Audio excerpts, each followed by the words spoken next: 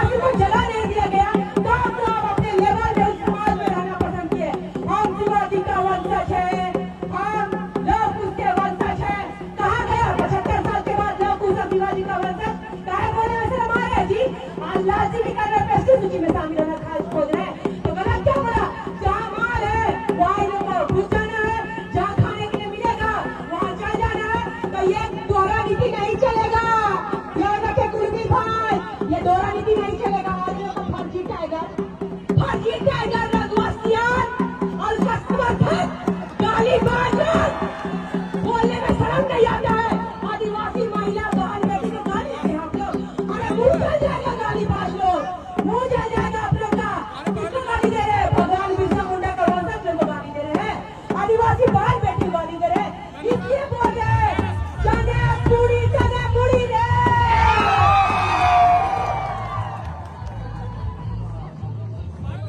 आप नहीं बोलिए, ये लोग हम लोग का बोलने से शुरू होता है कि लड़की अकेले कहाँ बोलते हैं।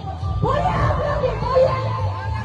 तो देखा आप लोगों ने, ये थी ज्योत्सना केरकेट्टा जो लगातार जेल केम के सुप्रीमो जयराम महतो पर टारगेट कर रही हैं और बार बार एक ही बात कह रही हैं कि भाई चाहे कुर्मी आप एड़ी चोटी की ताकत लगा ले, लेकिन आप एसटी में शामिल नहीं होने वाले, आप आदिवासी नहीं बनने वाले, क्योंकि आदिवासी माँ के पेट से पैदा होता है। और ये जो वर्जन है, ये जो नॉर्म जिसने दिया है वो है निशा भगत।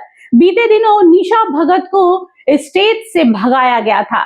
उसके बाद अभी नई तस्वीर आई थी 15 तारीख को, जब ये पूरा कार्यक्रम चल रहा था, झारखंड स्थापना दिवस का, भगवान बिरसा मुंडा की जयंती मनाई जा रही थी और एक स्टेज पर वो भाषण दे रही थी और भाषण देते देते अचानक से वो जयराम महतो और कुर्मियों पर चली गई और कुर्मियों को कहने लगी कि तुम एसटी में शामिल करने के लिए जितनी कवायद कर रहे हो वो सिर्फ कोशिश तक रह जाएगी, उसका अंजाम नहीं होने वाला। जिसके बाद वहां खड़े कुर्मी भाइयों ने उनकी गाड़ी को घेर लिया था और ऐसा दावा कर रही थी कि उनकी जान को खतरा था। वहां खड़े लोगों ने कहा कि भाई निशा भगत आप जल्दी यहां से निकलिए, नहीं तो आपकी जान पर बन आएगी। मतलब ये सब कुछ हो रहा है कुर्मी समाज को एसटी में शामिल नहीं करने के लिए, लेकिन लगातार कुर्मी समाज के जो नेता है वो कई लोग सामने खुलकर आ रहे हैं, लेकिन कई लोग ऐसे भी हैं जो खुलकर सामने नहीं आ रहे। जैसे सुदेश महतो, रेल टेका के बाद से उन्होंने अभी तक एसटी में शामिल करने की जो मांग है कुर्मियों की, उस पर एक बयान तक नहीं दिया है। वो शांत हैं क्योंकि वो सब कुछ बैठकर तमाशा देख रहे हैं। और वैसे भी जयराम महतो और सुदेश महतो में तनातनी देखी जा रही है, तलखियां बढ़ गई हैं। और जब इनसे उनके विषय में पूछा जाता है, जयराम से मैंने पूछा था पर्सनली कि भाई सुदेश महतो के साथ आपकी तनातनी क्यों हो गई, तो उन्होंने कहा था भाई ना वो विधायक है ना वो मंत्री हैं, वो मेरे पीछे क्यों पड़े मुझे पता ही नहीं है। यानी जो एकता हमें आदिवासी खेमे में देखने को मिल रही है, क्योंकि पूरा आदिवासी समाज एक होकर बोल रहा है कि हम कुर्मियों को एसटी में शामिल नहीं होने देंगे, लेकिन वही दूसरा जो खेमा है वो जिसमें निशा भगत, ज्योत्सना केरकेट्टा एक मंच पर तो आती हैं लेकिन एक दूसरे से बात करती हुई नहीं नजर आती हैं। ज्योत्सना केरकेट्टा कुर्मियों के खिलाफ है, लेकिन सुदेश महतो कुर्मियों के लिए रेल टेका में शामिल होते हैं। यानी उनका जो समन्वय है, एकता है, उस पक्ष में दिखता ही नहीं है। यही कहीं ना कहीं साफ दिख जाता है कि भाई एक ही पार्टी में रहकर ज्योत्सना केरकेट्टा सुदेश महतो के विरुद्ध जाकर कुर्मियों के खिलाफ बुलंद हो रही है उनकी आवाज, और सुदेश महतो है जो कुर्मियों के साथ में खड़े होते हैं, क्योंकि वो खुद कुर्मी समाज से आते हैं, महतो है कुर्मी समाज से आते हैं, तो लाजमी है कि अपने पक्ष के लिए वो अपनी आवाज उठाएंगे। लेकिन रेल टेका के बाद से सुदेश महतो शांत पड़े हुए हैं। घाटशिला उपचुनाव हो गया, परिणाम आप सबके सामने है, जेएमएम का परचम लहराया, भाजपा दूर दूर तक नजर नहीं आई क्योंकि उनके प्रत्याशी में दम नहीं था, ऐसा कहा जा रहा था। जब हमने जमीनी स्तर पर बात की, वहां की पृष्ठभूमि को दिखाया, तो यही सामने आया कि भाई अगर चंपई सोरेन के बेटे की जगह कोई और प्रत्याशी होता तो शायद यहाँ पर एनडीए जेएमएम को टक्कर दे सकती थी, क्योंकि जेएमएम का जो प्रत्याशी है रामदास सोरेन के जो बेटे हैं सोमेश सोरेन, वो भी राजनीति में पहला कदम रखे थे। तो ऐसा नहीं था कि कोई कद्दावर नेता उनके विपक्ष में खड़ा है और लड़ाई बहुत गंभीर है, ऐसा कुछ भी नहीं था। बाबूलाल जो सोरेन है वो काफी 15 सालों से इस राजनीति में है, लेकिन वो दम खम नहीं दिखा बाबूलाल सोरेन में जो सोमेश सोरेन को लड़ा सके या उसे वो चैलेंज दे सके, वो देखने को नहीं मिला। एलएम क्लीन स्वीप करते हुए यहाँ पर 38,601 वोटों से सोमेश सोरेन विजयी बने और विधायक भी बन गए हैं। और कल सीएम हेमंत सोरेन से उन्होंने मुलाकात की। हेमंत सोरेन ने कहा कि भाई अपने पिता के जो अधूरे काम है उसे अब ये पूरा करेंगे, और घाटशिला की जनता ने जो विश्वास दिखाया है, जो भरोसा दिखाया है जेएमएम में, वो बहुत है। अमूमन देखा जाए ना तो यहाँ पर जयराम महतो को बिजनेसमैन जो है, उद्योगपति, वो टारगेट कर रहा है, क्योंकि ऐसा कहना है कि जितने कोयला माफिया, लोहा माफिया, बालू माफिया हैं, उन पर कहीं ना कहीं जयराम का डर दिख रहा है। वो भी उन्हें अलग अटैक कर रहे हैं। ज्योत्सना केरकेट्टा ने अलग मोर्चा खोल रखा है, निशा भगत ने अलग मोर्चा खोल रखा है। तो जयराम महतो एक ही समय में कई लोगों से घिरे हुए हैं, कई लोगों के प्रतिक्रियाओं का वो जवाब दे रहे हैं, लेकिन शांत होकर दे रहे हैं, क्योंकि जयराम अब पहले की तरह गरजते नहीं है, अब साइलेंटली सबको जवाब देते हैं और बहुत बेहतर तरीके से जवाब देते हैं।